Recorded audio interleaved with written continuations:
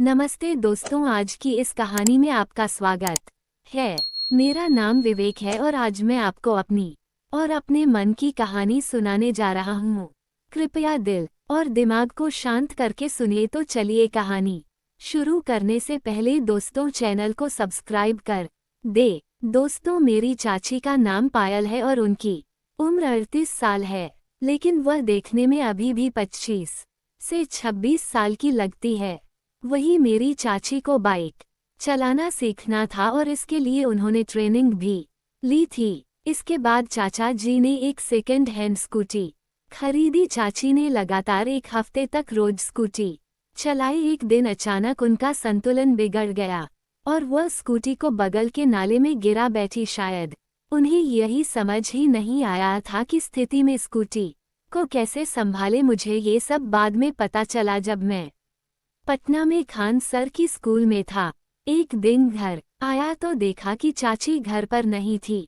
मैंने चाचा जी को फोन किया और उन्होंने बताया कि हम हॉस्पिटल आए हैं क्योंकि तुम्हारी चाची को चोट लगी थी। यह सुनकर मैं तुरंत हॉस्पिटल पहुंचा। वहां जाकर देखा कि चाची के दोनों पैरों में पट्टियां बंधी थी और हाथ में भी प्लास्टर लगाने की बात चल रही थी। अगले दिन डॉक्टर दोनों पैर और हाथ का प्रैक्टिस चेक करने वाले थे। फिर मैंने और चाचा ने धैर्य से काम लिया और 5 दिन बाद चाची को घर ले आए। उन्हें बिस्तर पर रखा गया। सुबह जब चाचा जी घर पर होते तो वहां चाचा को बाथरूम लेकर जाते और मदद करते।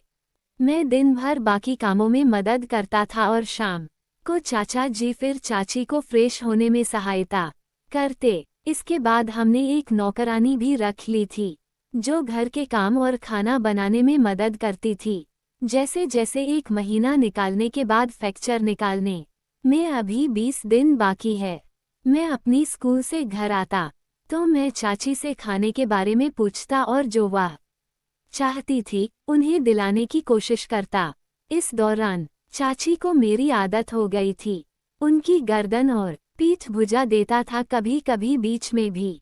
पहले तो उन्हें शर्म आती थी, लेकिन फिर उन्हें कोई और विकल्प नहीं था। उनकी त्वचा में खुजली बहुत होती थी और वह इसे हाथों से खुजलने की कोशिश करती थी, लेकिन इससे दर्द बढ़ जाता था और वह चिल्ला उठती थी। ये हर एक दिन में होता था, लेकिन वो मुझे नहीं बताती थी। आखिरकार एक दिन मैंने सीधे पूछा, चाची खुजा दूँ? और उनके कुछ कहने से पहले ही मैंने उनके ऊपर हाथ रख दिया और खुजाने लगा। उस समय मेरे मन में कुछ नया नहीं था। तब चाची बहुत शर्मिंदा हुई, लेकिन कुछ नहीं बोली। मुझे लगा कि बहुत दर्द में थी और मुझे जैसा सही लगा वैसे मैंने किया। उसके 2 दिन बाद दोपहर के 3 बजे जब उन्हें खाना खिलाया, खाने के बाद जब मैं 4 बजे बर्तन को साफ करने लगा तब वह पैर हिला रही थी। शायद उनको खुजाना था, इसलिए मैं उनके पास गया और हाथ से खुजाने लगा। फिर मैंने कहा, चाची चाचा को प्लास्टर करने के लिए कहा। इस पर चाची बोली, नहीं रहने दो, अब थोड़े ही दिनों में प्लास्टर निकल जाएगा। लेकिन अब मुझे आदत हो गई थी। मैं रोज एक बार खुजाता था और चाचा के ना रहने पर ही चाची को भी अजीब नहीं लगता था। मैं खुजाते हुए उंगलियों से दबाव डालता और उनके सर से पीठ के बीच में उंगली डालता था। वो मना करती, बल्कि कहती कि बेटा धीरे धीरे। 15 दिन बाद जब हम डॉक्टर के पास गए, डॉक्टर ने कहा कि अब अगले 2 महीने तक कोई भारी चीज नहीं उठाना है और न ही हाथ पैर अचानक से हिलाने चाहिए। उन्होंने ये भी कहा, रोजाना मालिश करनी होगी और व्यायाम करना होगा ताकि शरीर जल्दी ठीक हो सके। मालिश करने की आदत है तो चाची हमेशा मैक्सी में ही रहती थी। एक रात खाना खाने के बाद चाचा टीवी देख रहे थे, तभी चाची ने लाइट बंद और फिर से चालू की और मुझे अपनी तरफ बुलाया। मैं उनके पास गया तो चाची ने मुझसे पूछा, तुम्हारे चाचा क्या कर रहे हैं? मैंने कहा, टीवी देख रहे हैं। चाची बोली, उठेंगे तो नहीं जल्दी? मैंने कहा, नहीं। क्या काम है बताए? फिर चाची ने अपने पैर फैलाए और मुझे इशारा किया। चाची बोली, पहले दरवाजा बंद करो और लाइट बंद कर दो, वरना गलत फहमी हो जाएगी। फिर मैंने सब वैसा ही किया और उनके पास जाकर बैठ गया। फिर मैंने धीरे धीरे उनके पेट पर हाथ रखा और खुजाने लगा। 10 मिनट में थोड़ी आवाज आ रही थी।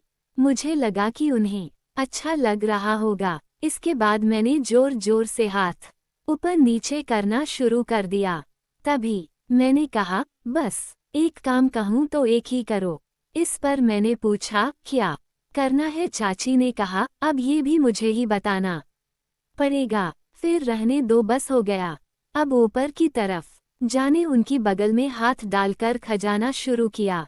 अभी 1 मिनट ही हुआ था कि चाची ने कहा, धीरे धीरे प्यार से करो, खून निकाल दोगे क्या? फिर मैं धीरे धीरे करने लगा। मैंने उनकी गर्दन पर हाथ रख तभी चाची ने कहा, देखा, मुझे पता था कि तुम्हारी मस्ती कभी खत्म नहीं होगी। मैंने कहा, हाँ, मैं बस जा रहा हूँ। चाची ने कहा, मुझे सब पता है, और दरवाजा बंद करने को कहा। अगर तुम्हारे चाचा ने देख लिया होता तो मुझे मार डालते। मैंने कहा, हाँ, जैसे बहुत बड़े गुंडे हैं। फिर वह शांत हो गए और गहरी सांसें लेने लगी। मैंने उनका दूसरा हाथ पकड़ा और फिर मुझे मजा आने लगा। अब मैं कुछ नहीं बोल रही थी। फिर मैंने अपना हाथ बाहर निकाला और पोजीशन बदली। एक हाथ नीचे और एक हाथ ऊपर रखकर मैंने दोनों हाथों से खुजाना शुरू किया। चाची ने कहा, बस करो, मुझे पता था तुम मुझे शांत नहीं रहने दोगे। तब मैं जोर जोर से खुजाने लगा, जिससे चाची को गुस्सा आ गया।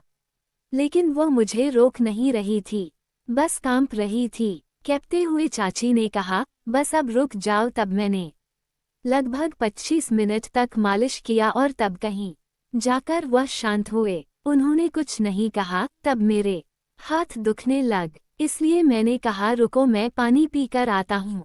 इस पर चाची ने कहा, थोड़ा पानी मुझे भी लाकर पिला देना। फिर जब मैं किचन में गया तो उनका प्लास्टर फूला हुआ था, बाहर की पट्टी पड़ी थी, लेकिन हालत खराब थी। मैं पानी लेकर आया। तब चाची ने लाइट चलाने को कहा। जैसे ही लाइट चली, चाची ने मुझे देखा और नजरें फेर ली। अगले दिन चाचा जी हमारे साथ हॉस्पिटल आए। चाची का प्लास्टर उतार दिया गया था, लेकिन अभी 2 महीने तक उन्हें ज्यादा चलने फिरने से मना किया गया था। चाचा जी ने दबाया तेल सब खरीद दिया और याद दिलाया कि घर जाकर मालिश करते रहना। उस दिन शाम में हमने खाना खाया।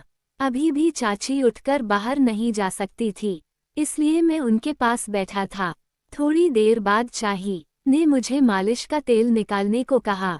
फिर मैं उनके हाथों की मालिश किया। फिर उन्हें बुलाया और उनके पैर फैलाए। उनके प्लास्टर घुटने तक था तो तेल लगाकर धीरे धीरे मालिश शुरू किया। तब चाची कहा, धीरे धीरे करो विवेक बेटा। फिर मैं धीरे धीरे करने लगा। तब मैंने उनकी पूरी टांगों की मालिश करने लगा। तभी चाची ने कहा, नालायक, नीचे कर, मुझे पता था तो मुझे चैन से नहीं रहने देगा। तब मैंने कहा, थोड़ा सा और चाची, फिर हो जाएगा। चाची ने कहा, ठीक है, लेकिन ध्यान से। थोड़ी देर बाद ने कहा, बस कर देता। तब उनका चेहरा पूरी तरह लाल हो गया था। थोड़ी देर के लिए उन्हें छोड़कर बाहर चला गया, लेकिन उन्होंने मुझे तुरंत ही बुला लिया। मैंने पूछा, क्या हुआ? चाची ने कहा, मुझे बाथरूम जाना है, मुझे ले चलो। फिर मैंने उन्हें उठाया और कंधे का सहारा देकर बाथरूम में ले गया। हमारे पास कमोड था तो मैंने उन्हें उस पर बिठाया और दरवाजा खुला ही रखा। थोड़ी देर बाद उनकी आवाज आई और फिर सब कुछ ठीक हो गया। मैं फिर अंदर गया और उन्होंने मेरी ओर देखा। फिर मैंने पानी लेकर उनके हाथ पैर धोए और उन्हें वापस बिस्तर पर लेटा दिया। इस पर उन्होंने मुझे धन्यवाद भी कहा। रात को चाचा आए और सब कुछ ठीक चल रहा था। फिर 10 दिन बाद चाची मुझे सफाई करने के लिए कहा। मैं स्कूल से लौटकर आया था और हम दोनों ने साथ में खाना खाया। उस चाची ने बोला, मेरा एक काम करेगा? मैंने कहा, कौन सा काम? तो मैंने कहा, वही तो समझ नहीं आता। फिर मैंने कहा, बताओ तो सही, क्या करना है? चाची ने कहा, मुझे सफाई चाहिए। मैंने पूछा, तो क्या मैं करूं? चाची, कहा हाँ, अगर तुझे कोई दिक्कत नहीं हो तो। मैं थोड़ी संकोच में था, लेकिन फिर मैंने कहा ठीक है, बताओ कैसे करना है। चाची ने कहा, तुम्हारे चाचा जी का ट्रिमर है ना, उससे कर सकता है। मैंने कहा ठीक है, मैं लाता हूँ। फिर मैंने बुलाया और उसे चार्जिंग पर लगा दिया।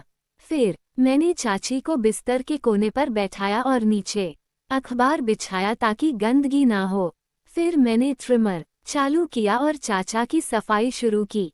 उस समय मैं बिल्कुल शांत थी और मैंने धीरे सफाई पूरी की। कुछ देर बाद चाची ने मुझे धन्यवाद कहा और अपने चेहरे पर संतुष्टि का भाव दिखाया।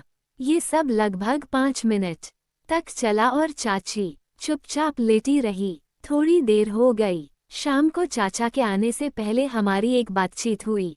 तब मैंने कहा, बेटा यहाँ मेरे पास बैठो। मैंने पूछा, क्या हुआ? तो चाची ने कहा, कितना सेवा करता है तूने, तो अपने चाचा की कमी भी पूरी कर देता है। इस पर मैंने कहा, इसमें क्या बड़ी बात है? चाची ने फिर कहा, जो कुछ भी हुआ किसी को मत बताना, मेरी कसम है। मैंने कहा, चाची मैं इतना भी नासमझ नहीं हूँ कि घर की बातें बाहर बताओ। चाची ने कहा, हाँ समझदार है, लेकिन कभी कभी मन से बात नहीं की जाती है, इसलिए तेरी गलती नहीं है, तू छोटा है। मैंने कहा, चाची तुम कैसी बातें कर रही हो, इसमें कुछ गलत नहीं है। मैं अपनी इच्छा से सब करता हूँ, तुम तो मना करती हो। फिर भी मैं करता हूँ। उस दिन मैंने थोड़ा सा किया था जिससे चाची को बहुत गुस्सा आ गया था। उनका चेहरा पूरा लाल हो गया था। ऐसा लग रहा था जैसे अब वह कुछ कहने वाली, लेकिन समय का खेल था। मैंने कहा, आज चाचा आने वाले हैं, खुद को संभाल ले। मैंने कहा ठीक है, और फिर हम दोनों अलग हो गए। लेकिन मैं रुका नहीं और सोचता रहा कि कल क्या होगा। शाम को चाचा आ गए और सब कुछ सामान्य हो गया। लेकिन जब भी मेरी और चाची की नज़रें मिलती तो कुछ अजीब सा महसूस होता, इसलिए मैंने चाची की ओर देखना बंद कर दिया। एक रात किसी तरह के चाचा के साथ घर से बाहर चला गया, लेकिन मेरा मन घर लौटने को कहा था। स्कूल के बाद में समय पर घर पहुंचा। जैसे ही मैंने दरवाजा खोला, मुझे देखकर चाची खुश हो गए, जैसे वह रात से ही मेरा इंतजार कर रही थी। घर में नौकरानी होने के कारण हम दोनों सामान्य तरीके से व्यवहार कर रहे थे। नौकरानी चली गई और हमारा दोपहर का खाना हो गया तो चाची ने मुझे बुलाया। फिर मैंने उनकी और उनका एक हाथ उनके कंधे पर रखा और धीरे धीरे उन्हें चलने में सहारा दिया। उन्हें सहारा देते हुए दबाव बढ़ाया और साथ चलने लगा। मैंने उन्हें फिर से बिठाया और उनके हाथों को दबाने लगा। धीरे धीरे मैंने उनकी मालिश शुरू की और आराम से काम करता रहा। चाची को मालूम था कि आगे क्या होने वाला है, इसलिए पैरों की मालिश के बाद मैं सहन नहीं कर पाया और उनके सामने आ गया। चाची ने पूछा, क्या तुमने दरवाजा बंद किया? मैंने कहा नहीं। मैंने कहा, पहले दरवाजा बंद करके आओ। फिर मैंने बाहर जाकर सभी दरवाजे बंद किए और वापस आ गया। मैं दरवाजा बंद करने वाला था कि चाची ने कहा, इसे थोड़ा सा खुला ही रहने दो, कोई आवाज नहीं आएगी। फिर मैं चाची के पास गया और कुछ समय बाद उनसे पूछा, कैसा लग? चाची ने कहा, अच्छा लग रहा है। तो दोस्तों, कहानी कैसी लगी? अच्छी लगी हो तो हमारे चैनल को सब्सक्राइब कर दें।